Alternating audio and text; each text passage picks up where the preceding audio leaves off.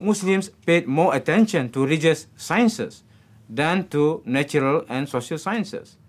In the course of time, science declined. Although the Quran describes science and religion as two parallel paths towards the same goal, the religious path has dominated during the last 500 years.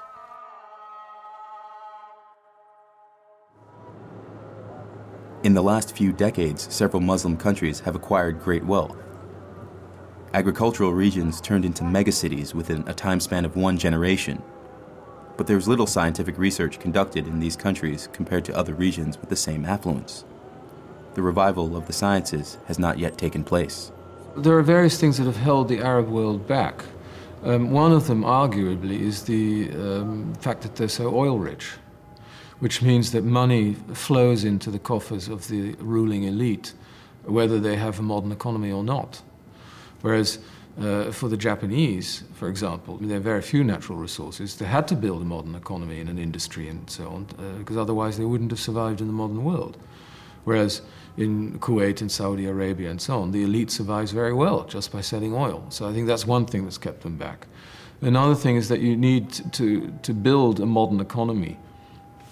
You do need a kind of bourgeoisie, and with a certain amount of economic freedom. There is clearly pressure from a rising middle class to push governments into more political and economic liberties. And if they succeed in having more open societies, more liberal regimes, they could indeed start catching up in the way that they are in India. Turkey is already an example of this.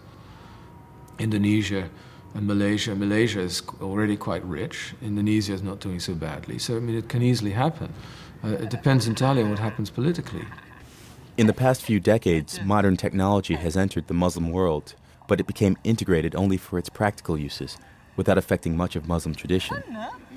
However, the demand to reopen the discussion between science and religion has surfaced in the past few years, and not only among intellectuals. The internet is full of discussion groups dealing with what is called Islamic science, the reconciliation of science with the Quran.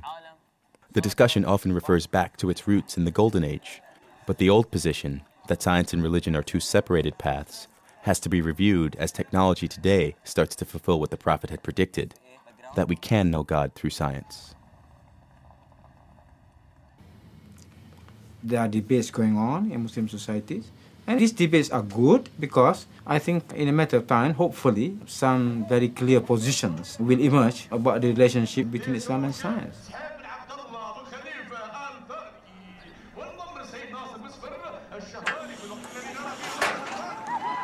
After 1,000 years of absence, new robots appear in the Arabic world.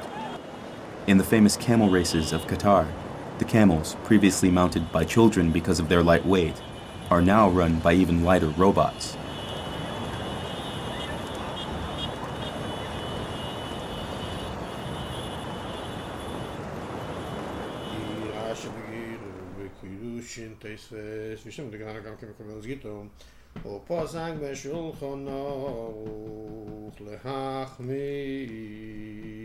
The Jewish community never made a real functioning robot during the Middle Ages, but they did produce a legend about a robot, the Golem, and that story still seems to play an inspirational role in the scientific community of today.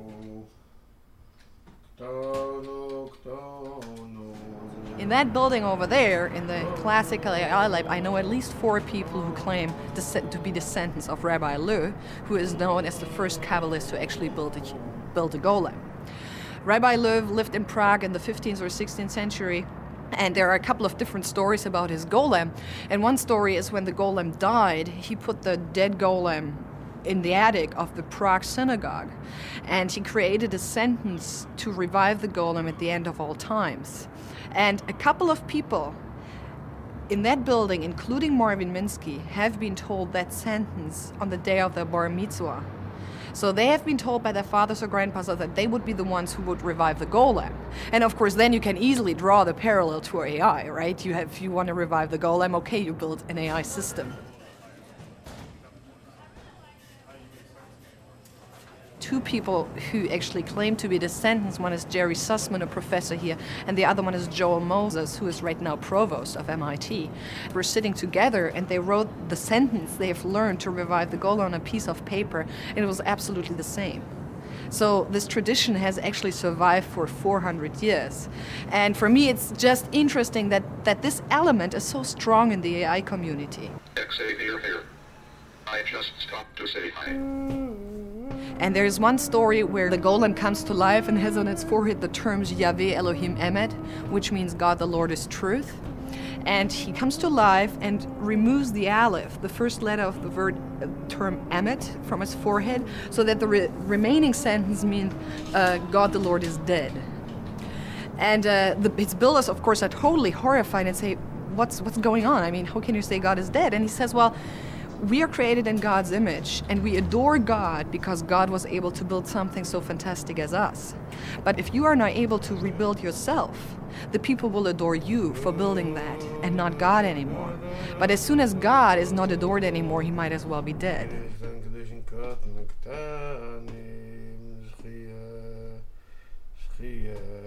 The Orthodox Hasidic community believes that the end of human life on earth is near. At that moment, the new Messiah will come just as all knowledge of God is known, and the world will be filled with the Word of God. The acceleration in technology's advances seems to indicate that this moment is approaching. To speed up the event, Rabbi Yosef Kazan took the initiative to put the Holy Scripts online.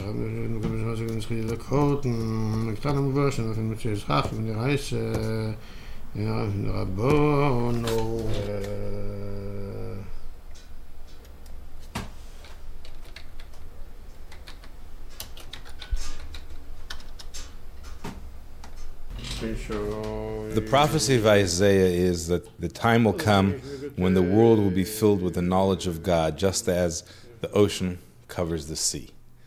And it's a prophecy which was said by Isaiah many, many years ago. We today are able to actually see this happen. Today you have the Iridium satellites, which are bringing the entire world connected into one small unit, where telephone technology, wireless technology is being able to bring everybody together. This is something unheard of and undreamt of in the past. But these were prophecies which we heard of from our sages. And just as we heard those prophecies and we're seeing their fulfillment and they're happening, so will the other prophecies happen where we know that the coming of Mashiach and the coming of the Messiah will happen. Technology is enabling us to actually see this happen.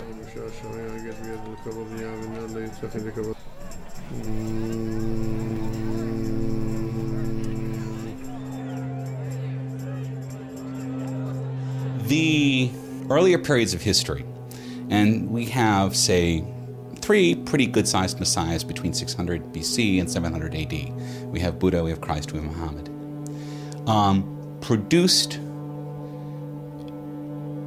over the whole planet, more or less, a system of the self.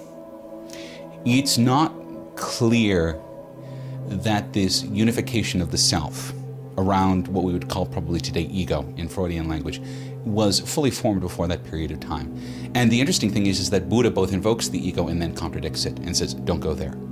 All right, it exists, and here I am making you conscious of it, but this is how you free yourself of it. Christ does the same thing, and Christ says that the way to freedom from ego is through love. And Buddha says that it's through non-attachment. So this produces what we would call modern materialistic culture. You know, it takes some time to work through culture, and culture evolves and iterates through it, and so we now have modern materialistic culture in which the ego is prized above all other developments. Well, that game is over. But the software